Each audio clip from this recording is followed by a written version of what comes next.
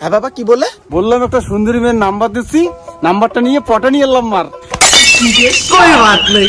বাবা কি বলো, আমি মেয়ের সাথে পটানি আলাপ করতে পারবো না। তুই কি আমার মান সম্মান ডোবাবি নাকি?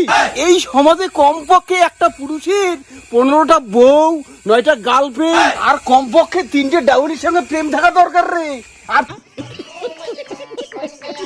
তুই একটার সঙ্গে পারিস নি? আরে আর আমার পুরো কপাল, আমার মাত্র একটাই বউ, সেটা তোরই মা। আর আমার এই অপরাধের জন্য সুপ্রিম কোর্ট থেকেই অর্ডার আসছে 24 ঘন্টার মধ্যে 15টা বউ, 9টা গার্লফ্রেন্ড আর 3টে ডাউরির সঙ্গে প্রেম করতে হবে, না হলে আমাকে সারা জীবনের জন্য জেলে ঢুকে দিবে। আমাদের 2023 সালে ভালো ছিল, এখন 2050 সালে কি আজব। বাদ দে, তুই পাবি না। 2টে মেন নাম্বার আমাকে দে, আমি প্রেম করি।